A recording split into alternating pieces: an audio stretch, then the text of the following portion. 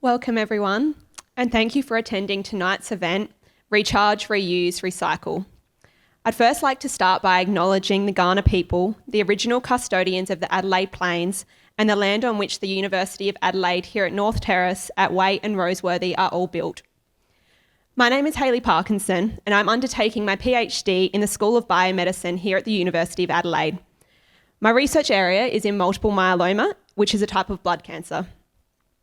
I'm going to be your MC for tonight, but I'm sure those of you who regularly attend these Research Tuesdays event may be wondering where our usual MC is, Kalia.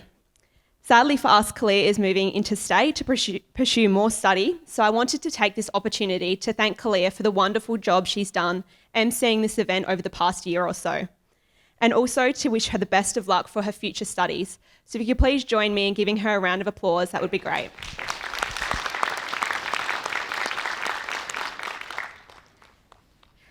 Tonight's presentation will delve into how we can build a sustainable circular economy that's much easier on the environment. To get to net zero emissions by 2050, the world needs sustainable energy solutions. To meet these goals, we need to mine more lithium. However, this is a process that is depleting vital water supplies across the world. Given the metal is needed for batteries in laptops, mobile phones, planes, trains and bikes, just to name a few, we have to question, is there enough lithium in the world? And the answer is perhaps not in the ground, but thankfully that is not our only solution. Urban mining is the process of extracting resources from electronic waste, and according to University of Adelaide researchers, our path forward lies in utilising these stockpiles that already exist. If we can recover these valuable metals from e-waste and use them to create next-generation batteries with boosted safety, extended life cycles and high recyclability, we'll be well on our way to a sustainable circular economy. During tonight's event, you'll hear from two University of Adelaide professors, Professor Zai-Ping Guo, Australian Research Laureate Fellow in the School of Chemical Engineering and Advanced Materials, and Professor David Lewis, Head of the School of Chemical Engineering and Advanced Materials. Following the presentations from David and Zai-Ping, you'll have an opportunity to ask questions. We'll be taking questions from the audience that's here tonight, as well as those of you who are watching online at home. So we encourage those viewers at home to submit your questions via the Q&A section, which you'll find at the bottom of your screen. Now let's get the talks underway. I'd first like to introduce you to our first speaker, Professor David Lewis. Please join me in welcoming David to the stage. Thank you very much. So good afternoon, ladies and gentlemen. Thanks for coming along to the Research Tuesday event. I too would like to acknowledge the Kaurna people, the traditional custodians of the land where we meet tonight. Tonight, our talk's really about sustainability, and we could well learn a lot from our Indigenous brothers and sisters about sustainability. So I would like to introduce the problem and what chemical engineers can do to try and address the problem. So I'm going to start at the global level and slowly work down to a molecular level, the molecules and atoms, where my colleague Zai-Ping will take over the talk. So I would like to first give you some idea about why chemical engineering, why would chemical engineers be involved in this type of approach, what we do, what needs to be done, talk about e-waste and the problem that poses at the moment and what we can do about that, and then we'll move over towards batteries, which are a significant component of e-waste. So I'm a chemical engineer. What do chemical engineers do?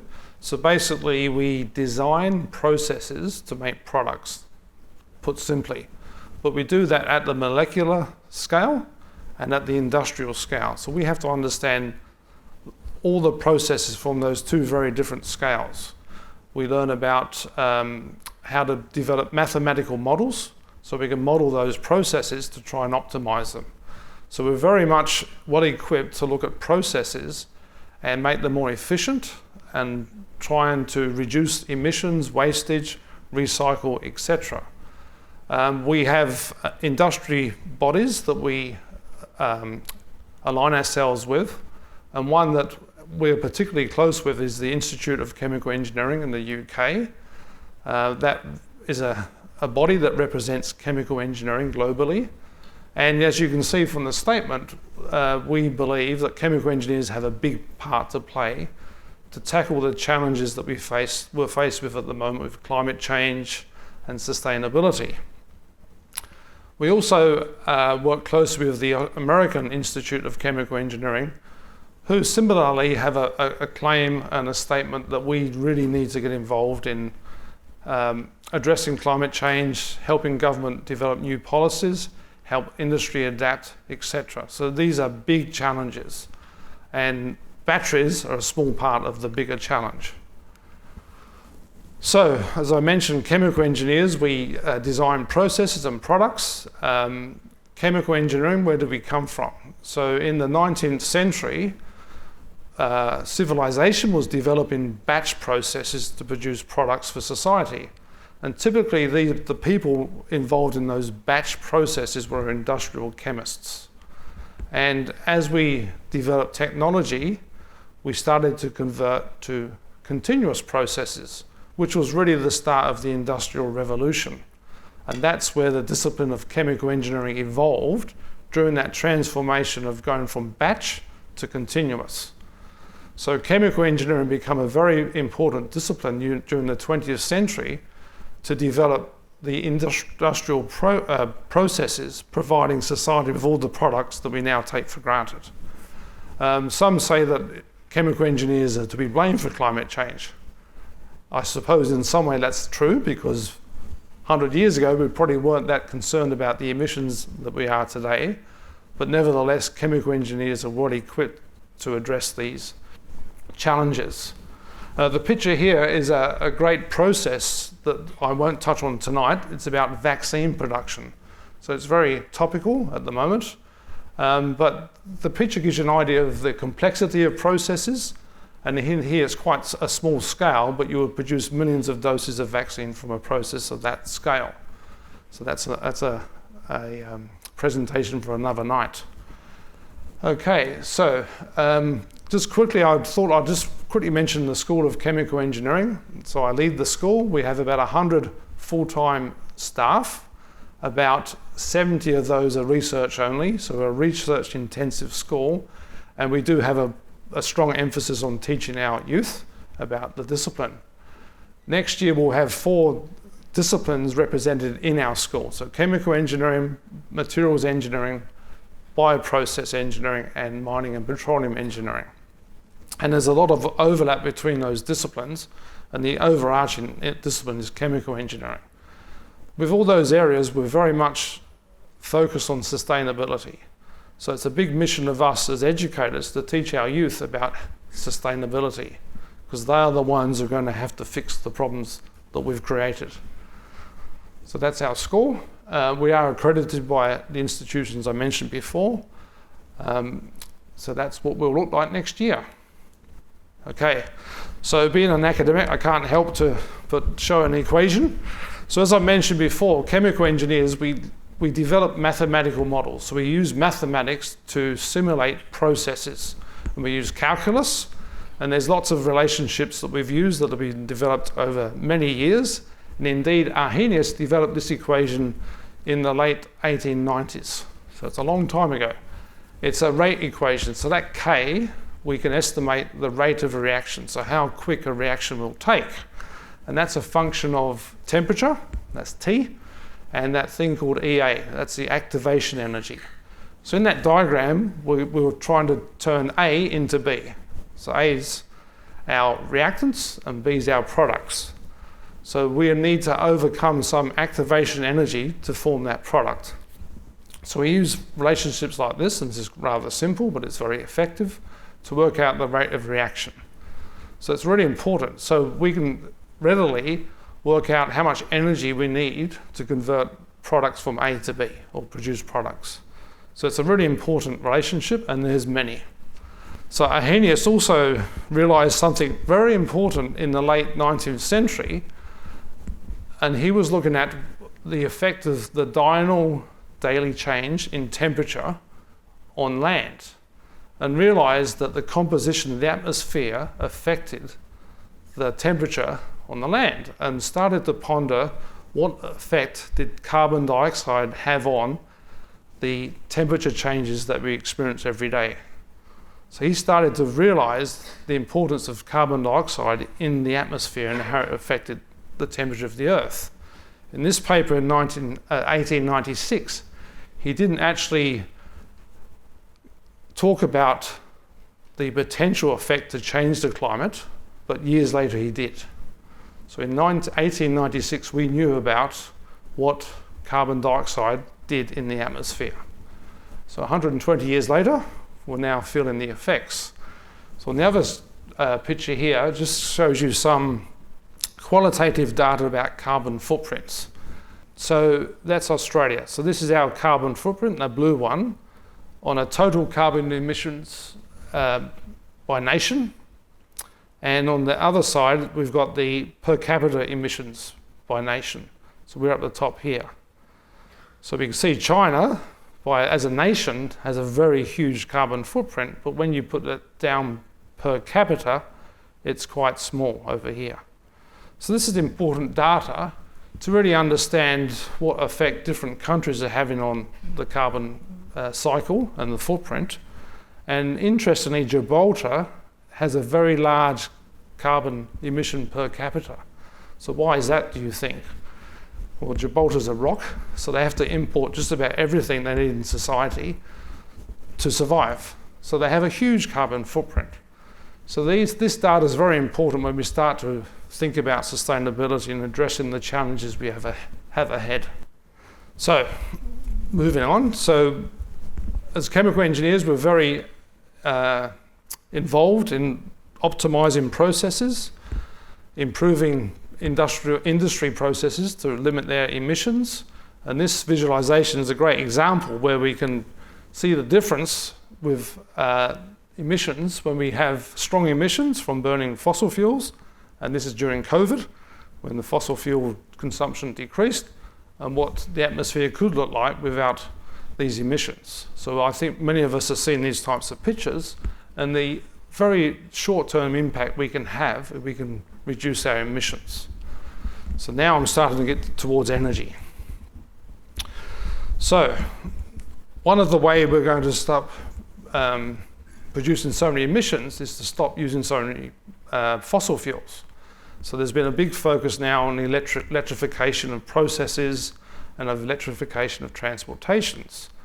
And to do that, we need energy storage.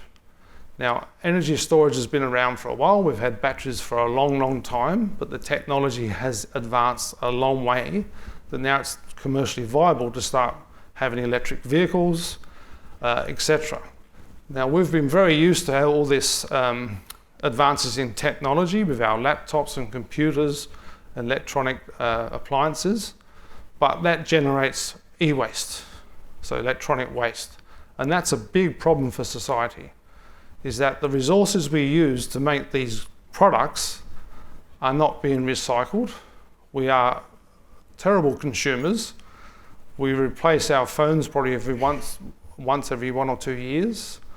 The amount of e-waste produced globally is about 40 million tonnes per annum, and that's equivalent to about 700 laptops a second are being disposed. We burn about 1,000 barrels of oil per second. So we are massive consumers. So the problems are waste and all of our precious metals in these products. All the rare earths we're not recycling, all the gold, all the lithium, etc. So that's simply going to landfill at the moment.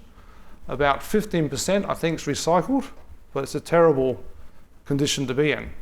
So we're very wasteful in a society, and we really need to start looking at how we can recover these precious metals and rare earths that we need for our batteries. So at the moment we're seeing a massive uptake of home batteries, electric vehicles, and those batteries will probably have a lifetime of about 10 or 20 years. But the uptake is huge, it's exponential. So if we don't start looking at how we're going to recycle and reuse those batteries, we're going to run out of the materials we need to produce them. So we have to start looking at making things much more recyclable and reusable. and 40 million tonnes a year have been disposed of for many years. So there's a lot of value in this material that we need to start recovering to make our use of these products more sustainable. But it also has a huge social impact. So 15 to 20% of e-waste is recycled annually. And so the WHO estimate about 12 million people are involved in that recycling in developing countries. So a lot of the e-waste is disposed of. We never see it again. I'm not sure how much Australia might ship offshore. We used to, but many countries ship it offshore in containers, out of sight, out of mind. It ends up in massive landfill dumps in Africa and Asia, and the people who live there, that's their source of income. So they've got very archaic ways of recovering precious metals from e-waste. So that's just simply melting it and trying to recover some of the products. And these poor people have to live in these areas too. So where they work, they live. So it's a terrible situation. So we've got this huge waste of resources, plus it's really impacting people's lives. So our demand for these materials is going up. So the estimate here is that we're probably consuming about 3,000 tonnes more than we can actually mine at the moment. So supply, demand's exceeding supply at the moment, and that's going to get worse. So obviously lithium is one of the materials that we really need to recover and reuse.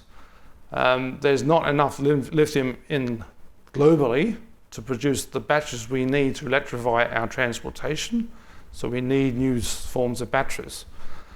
And then rare earths. So rare earths are rare because they are in low concentration.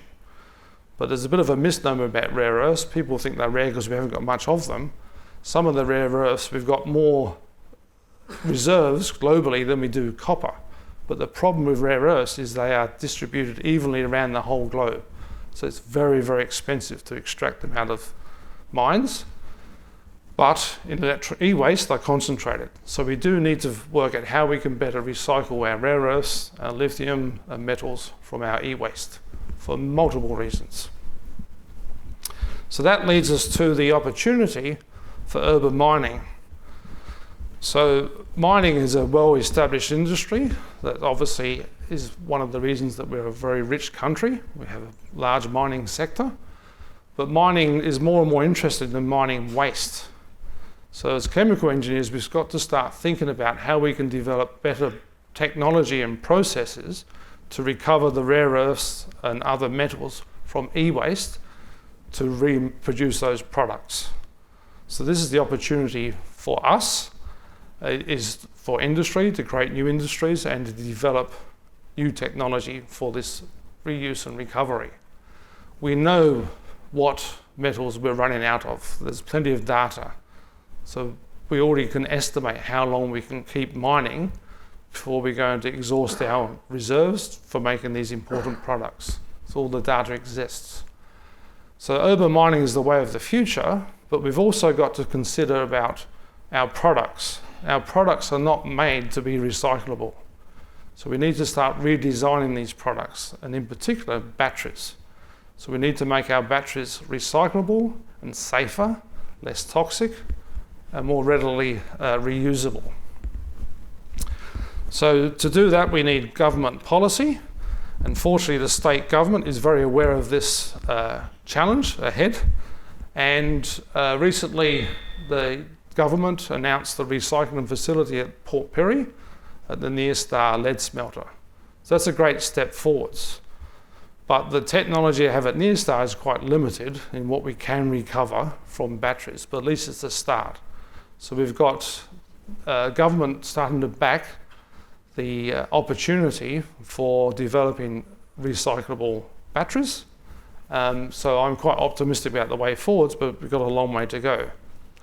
So what I want to do now is hand over to Professor Guo, who's going to go much deeper into battery technologies down to the molecular level, so we really understand why we need to use things like lithium and rare earths and what the answers are to make these batteries more recyclable. Thank you, Zaiping. Thank you, David, and good evening, ladies and gentlemen.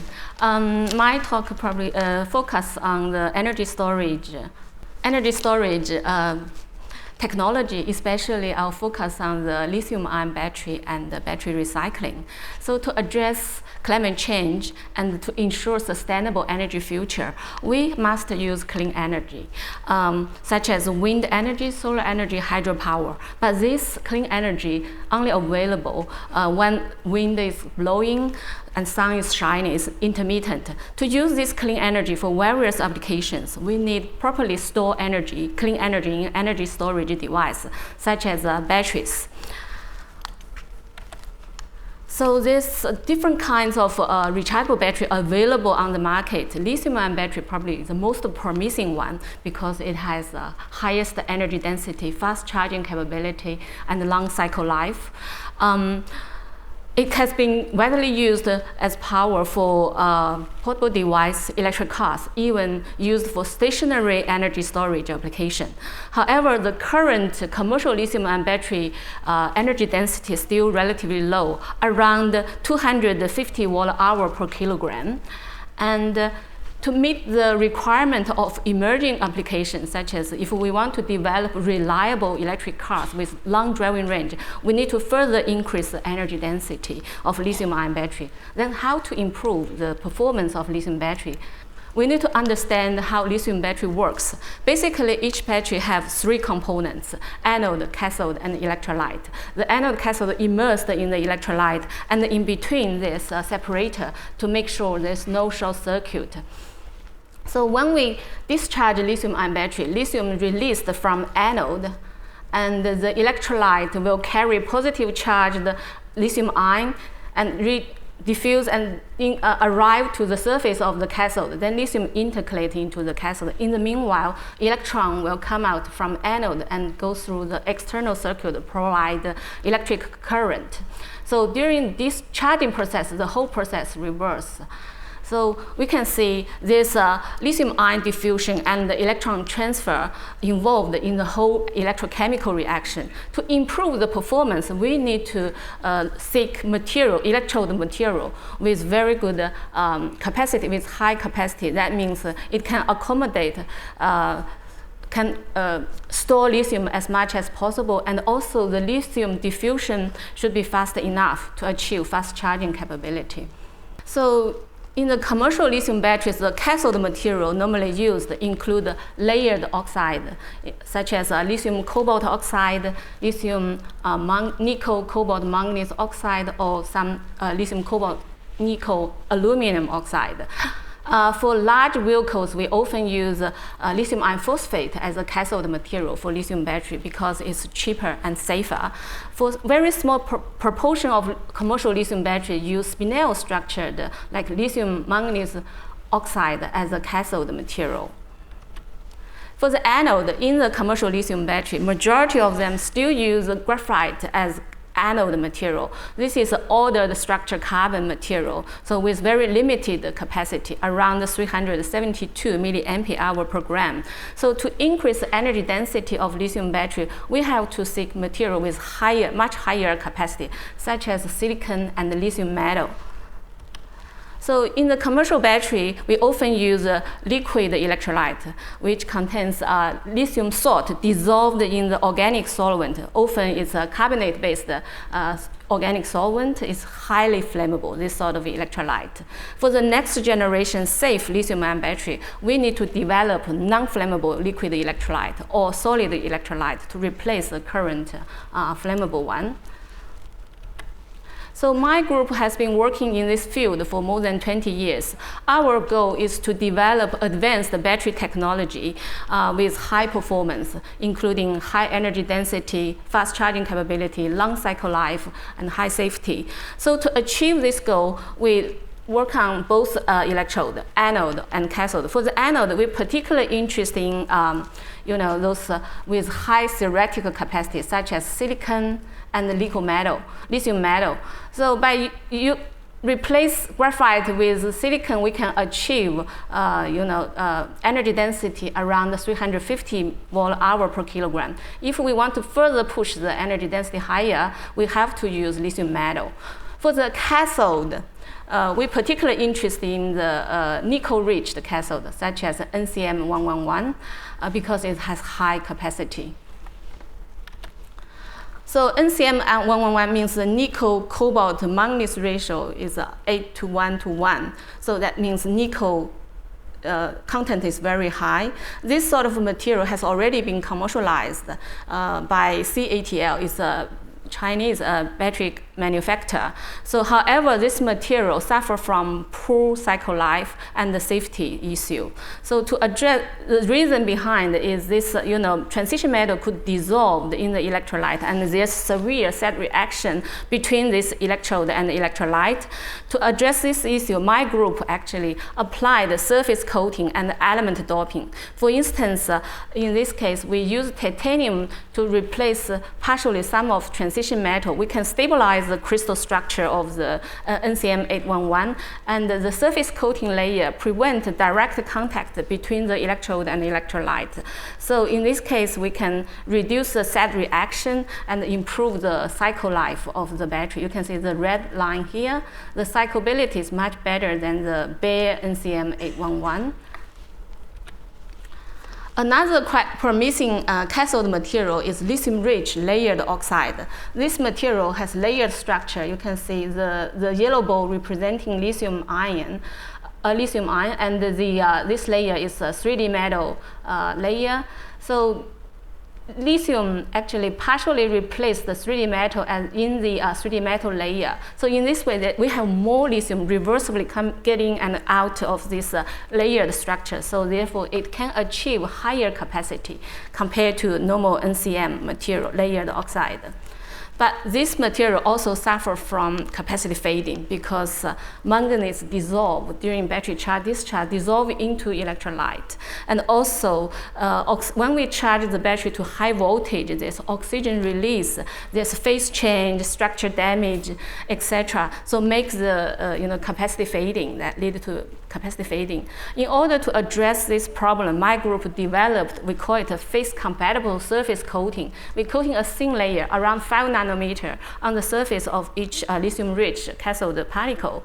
And because this coating layer can create a strong manganese-oxygen transition metal bond at the interface. So this bond plays a very important role. It can prevent the movement of manganese. So therefore, we can supervise manganese dissolution. Also, it can fix oxygen element in a certain point and prevent the release of oxygen when we charge the battery to high voltage.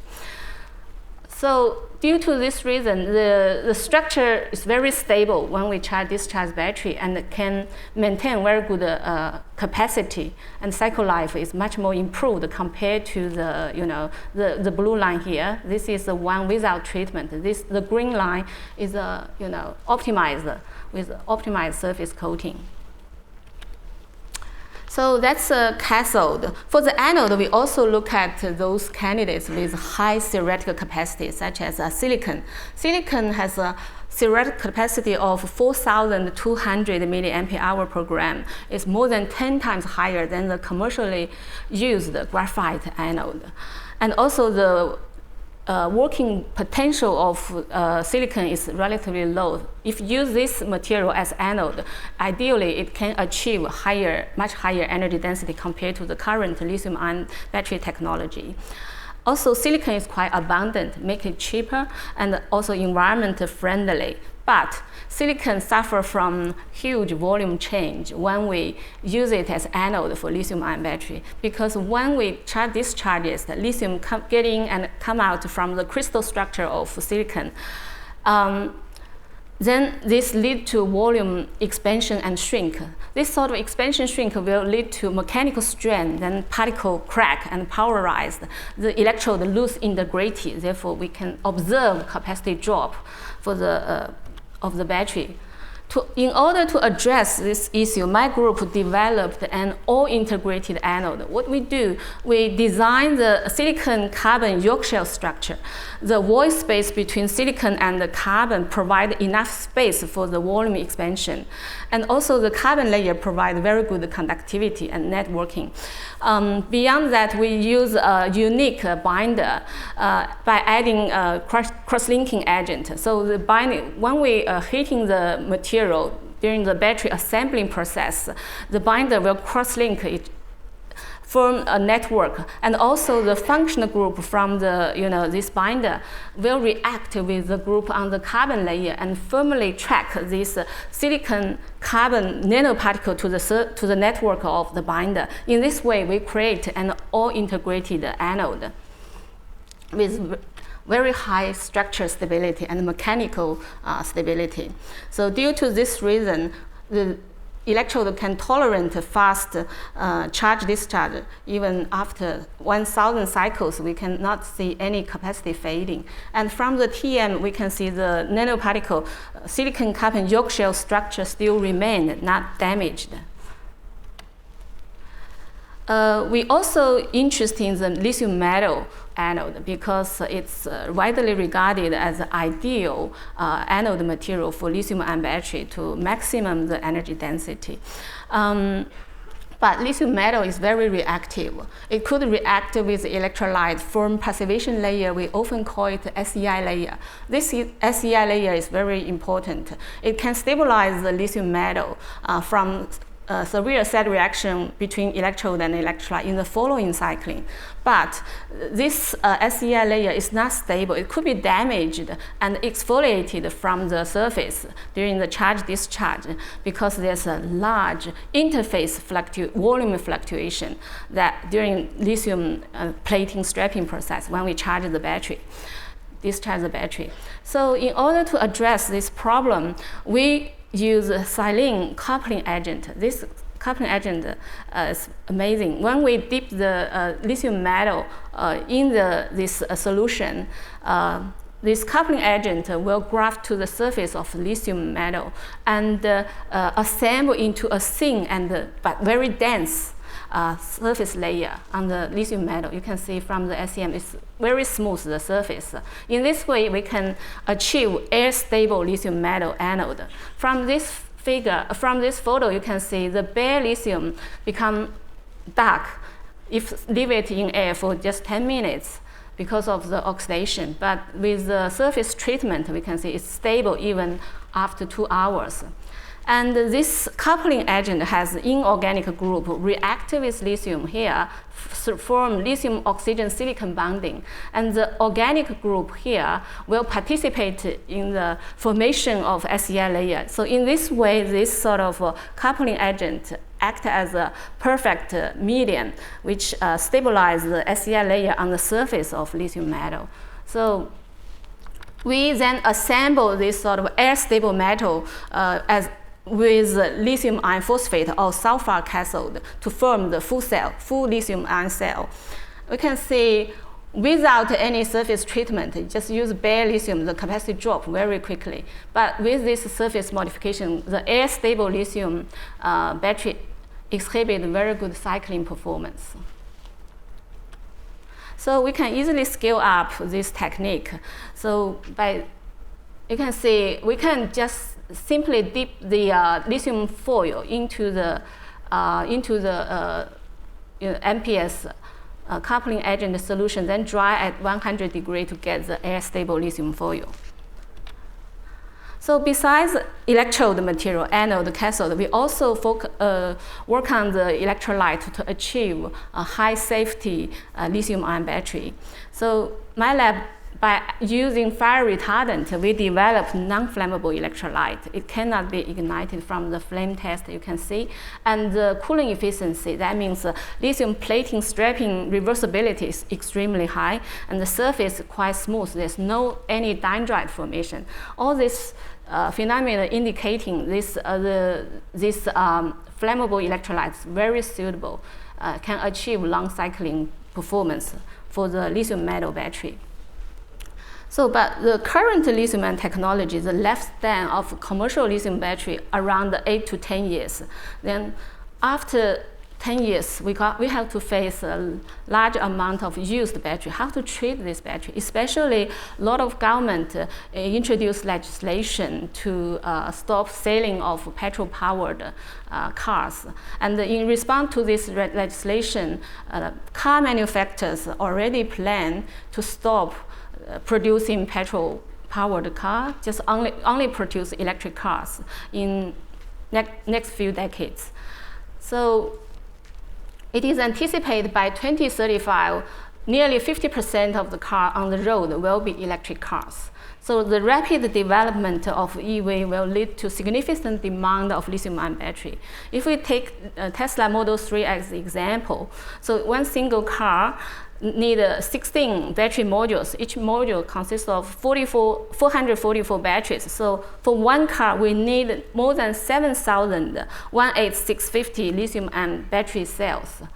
The huge demand, this requires large demand of critical materials, including lithium, cobalt, nickel, those key ingredients of cathode material. But these elements are not abundant in the Earth's crust and unevenly distributed.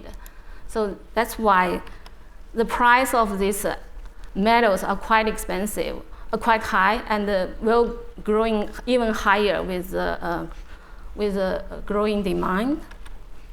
Not only the economical consideration, we need to consider the environment as well, because lithium battery contains heavy metals such as cobalt, nickel, and also toxic salt in the electrolyte, flammable and toxic solvent as well. So if we not use the battery properly, it will lead to severe environment and safety concern.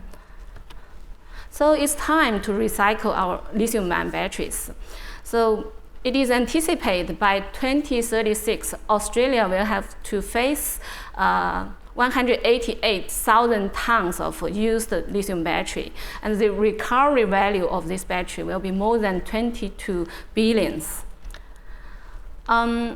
Researchers found that to get 1 ton of battery-grade lithium, we need 750 tons of brine or 250 tons of ore, but we only need 28 tons of spent lithium battery. To get 1 ton of battery-grade cobalt, also we need just 5 to 15 tons of spent lithium battery. So lithium battery actually very good resources. Spent lithium-ion battery, very good resources. Using recycled material from spent batteries has potential to decrease energy cost by energy use by 82%, the cost by 40%, and water use by 77%. Australia has world-class resources and significant reserves such as graphite, lithium, nickel, cobalt, those key ingredients for lithium-ion battery. It's occupied nearly 50% of global market. However, for the other process in the lithium-ion battery value chain, Australia is not doing very well. So at the moment, the lithium-ion battery recycling is still at small scale. Everyone just starts. So there's chance for Australia. Basically, there are 3 different kinds of lithium-ion battery recycling technology, including pyrometallurgy, hydrometallurgy, and direct recycling. Pyrometallurgy actually to use heating to convert the electrode material in battery into metals or metal oxide. Hydrometallurgy use aqueous solutions such as hydrochloric acid, sulfuric acid, or organic acid to extract and separate the metals from battery materials. In most of cases, we have to combine pyrometallurgy and hydrometallurgy to recycle lithium battery at industrial level. For the direct recycling, it's relatively simple. We just get the cathode material from battery, then adding lithium source, then sintering to recover the crystal structure of the cathode material. But most of the cathode material from the previous, from the used battery, they have crystal structure damage, phase change. It's not easy to fully recover the structure through just simply adding lithium salts and sintering. So the performance, the electrochemical performance of the cathode material recovered from direct recycling may not as good as virgin cathode material. So my group has been working in this lithium-ion battery recycling since last year. We evaluate different kind of recycling technology and decided to work on the hydrometallurgy technique. So we use deep eutectic solvent, we call it DES, to dissolve and separate the key element from the cathode. And the amazing thing is that the DES is recyclable as well. So in this way, we can significantly reduce the cost for the recycling. And the whole process just involves, dissolution, precipitation, and heating. So the operation is quite simple. So you can see here in the bottle that the clear solution is our DES. And by using, a solvent, adding co-solvent precipitation, we can get nickel. This is nickel, cobalt, and manganese separately. Then convert this element to metal or metal oxide, then use them as starting material for cathode material fabrication. So basically, our goal is to develop advanced lithium-ion battery technology that are safe, high energy, high power density, and long lifespan. We also try to develop sustainable recycling methodology to enable a circular economy for the battery industry to be created. And also to solve the problem from very beginning, from the bottom, we need to design all new products to be easily recyclable. To achieve this goal, we have to closely work with a car manufacturer, battery maker, and third party. Anyway, mutual support from academic, industry, and the government are needed before things can be achieved. Thank you for your attention.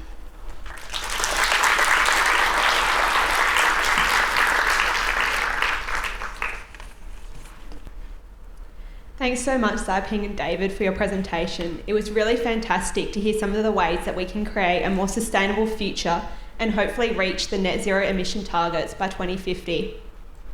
We're now going to jump into the Q&A segment of the evening. So I'll invite Xiping and David back up to answer your questions. So for those of you who are listening along at home, if you can use the Q&A tab that you'll find at the bottom of the webinar to submit your questions. And then for those of you in the room tonight, if you could just raise your hand and a staff member will bring a microphone to you. But for now, just so I can let you guys start thinking of your questions, I'm going to start with one that was pre-submitted by Carol. So Carol's question was, how do we balance the demand for market growth with sustainability? We consume arable land for housing, we chop down native forests, and when we consider that even solar panels have a finite life and the greenhouse gases emitted to produce battery-operated cars, it's hard not to feel pessimistic. Everyone seems to rely on third parties to create these sustainable solutions, but can we shift our consumer culture dramatically enough to save the planet, and can we rely on science to come up with these sustainable solutions? Over to you, David and Xiping. Thank you. So I think the last bit is the easiest part to answer. We can rely on science to come up with solutions, but the initial challenges are really tough.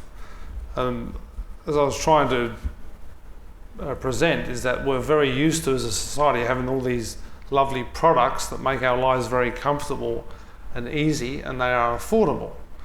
But unfortunately, many products we consume are not readily recyclable.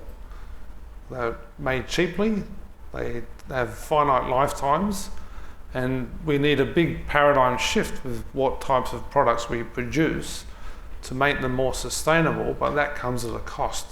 So it's a real challenge for us to work out how we can make our life more sustainable, not use arable land, keep our forests in place, but also to sustain our standard of living that we all take for granted. It's a challenge. And I do think we have to change the way we live in the long term to become more sustainable. And with Xiping's presentation, you saw how much complexity there is in battery technologies, and we simply just throw them away. It's ridiculous that we do that. So that's a big question. But I think we've all got to change how we approach consumerism and try and lobby our governments to enforce the industry, make products recyclable. Obviously, they still have to be affordable. Perhaps we need to start looking at the profit margins. It's a big issue. It's philosophical. It's huge. I don't know how we're going to fix it, but science does have the answers. We can design recyclable products for sure. Fantastic. Thanks, David. Are there any questions from the floor? Hi there. Thanks very much for your presentation. I guess the new concept I took away from today was about urban mining. I guess my question relates to, it obviously relies on people sorting their and making sure it goes into the right spot so you can recycle it. This might be a silly question, but why can't you run a big magnet through the landfill trash to get it out? Wouldn't that be an easier way? I'll take that. That's definitely not a silly question, and that's exactly what we can do. So magnetic separation is used at industrial scale. So I had a design group this year, final year students, look at e-waste and how could they design a process to take e-waste and recycle it. And the answer is yes, but a large cost on current methodologies is that we do separate everything. So what we really need to do is just chuck everything into a big hopper and just grind it up into smaller particle sizes, then start working on those particles to extract rare earths, the metals, etc., etc. The technologies we need to do that is like this hydrometallurgy, where we use solvents and acids. So it's quite toxic. So that's why people like Zeping are starting to look at more greener chemicals we can use for those leaching processes to recover those metals. So definitely we should start opening up our landfills, extracting those materials that have been dumped and start separating them. And this magnetic separation is absolutely what's used in industry. I think for the used battery, it's hard to apply, magnetic field to extract those elements, because lithium battery structure is quite complicated. We have cathode anode, but this material it has mixed this active material with binder with carbon black conducting agent, then makes slurry the coating on the current collector, such as aluminum for the cathode and copper for the anode. So a lot of components, so makes things very complicated. It's hard to just simply extract those elements by using magnetic field. Absolutely. So I should have qualified that. So magnetic separation is one separation process. Mm-hmm. The problem with lithium batteries at the moment is they are highly flammable at their end of life. And you've all heard about these factories burning down around the country where they've stored spent lithium batteries. So they're a very problematic product when they're at the end of their lifetime. So that's why Zeping's trying to design these batteries that don't have that flammability at the end of their life. So I came in a bit late, so please direct me to the YouTube the YouTube presentation if I'm answering questions or asking questions which have already been answered. But two questions I did want to raise was, what interest has there been from Australian industry or government in parts of battery recycling? Also, where is the majority of recycling occurring? I would imagine that because of the challenges faced with the future and the future reliance upon battery technologies, and also for maintaining that in a zero-sum fashion, this would probably be of great import to a majorly industrial nation, developed nation like Australia. Okay, you might get used to repeat the second one. But with the first question, definitely industry are looking at what can be readily and economically recycled at present. So there are battery recyclers who are startups around the country. There are definitely people looking at e-waste. So the revolution has started. Councils are starting to collect these products, separate, So large companies like Veolia are definitely on board with e-waste recycling. So it's emerging. The tsunami coming is all these spent batteries, as Zaping alluded to. In 10 to 20 years, we're going to have an enormous amount of lithium batteries that are spent. And at the moment, there's no industry capable of taking that volume and dealing with it. So I think definitely industry are on board, but it's like any industry, it's got to be profitable.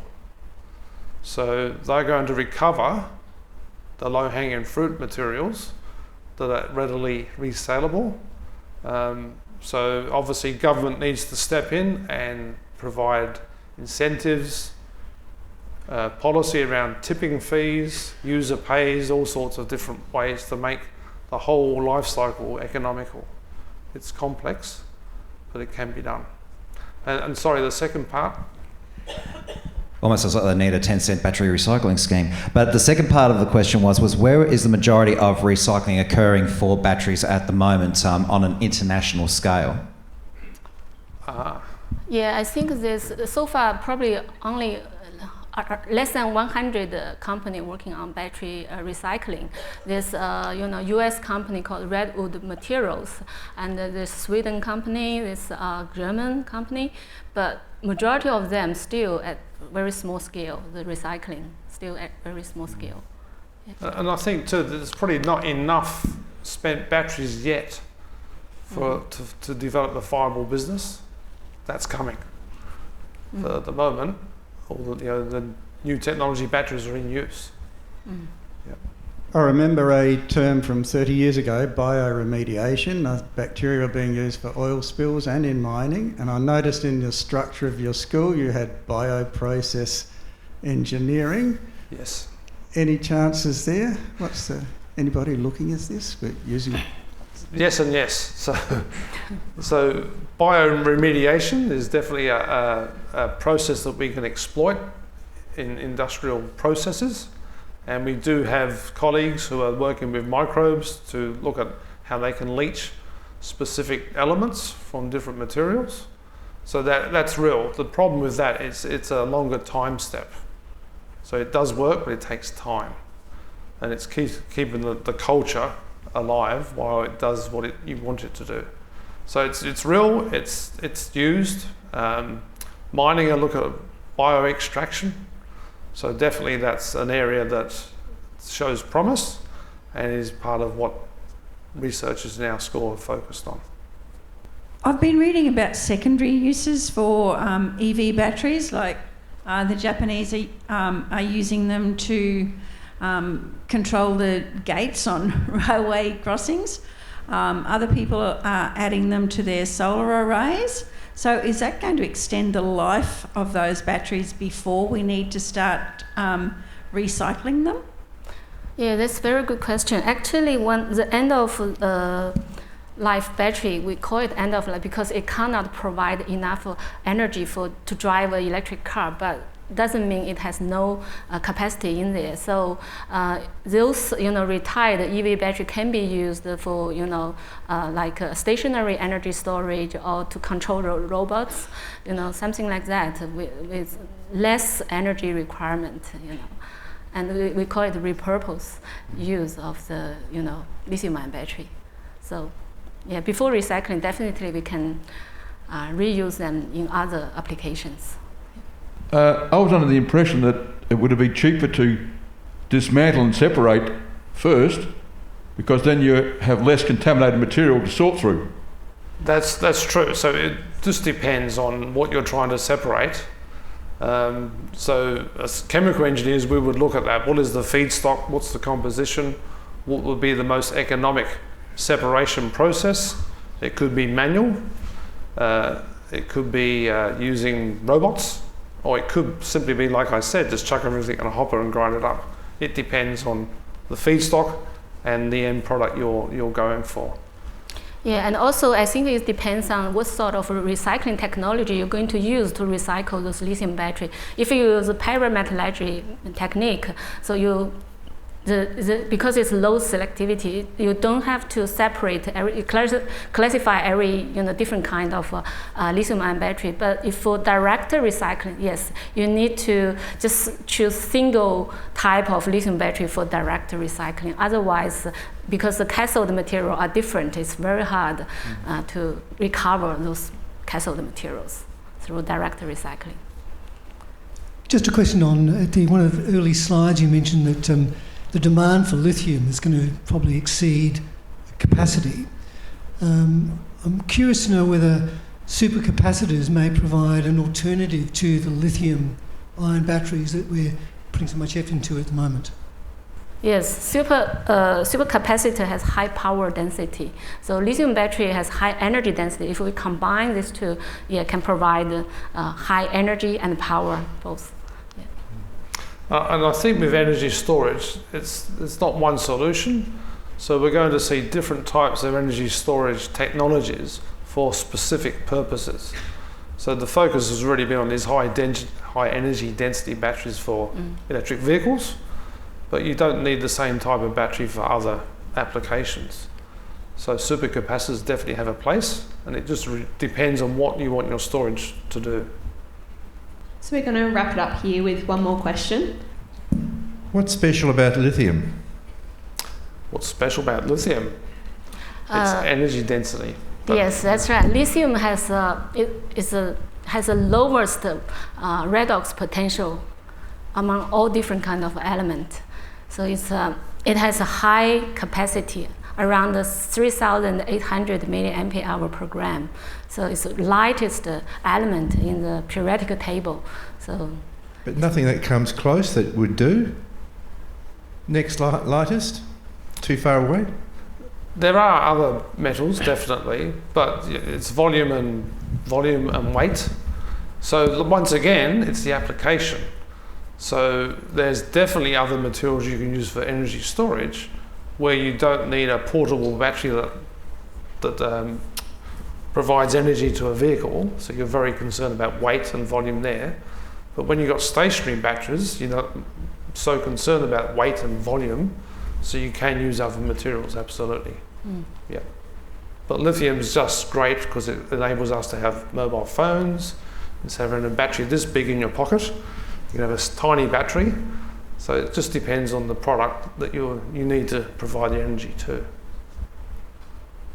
But there are alternatives depending on the application.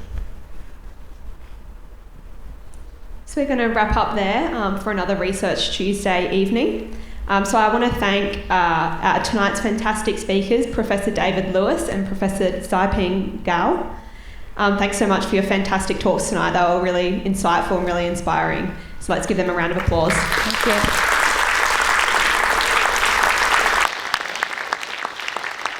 I also want to thank all of you for coming tonight and for your fantastic questions. So be sure to sign up for our mailing list to keep receiving information on our Research Tuesdays, and we look forward to seeing you all next time. Thank you.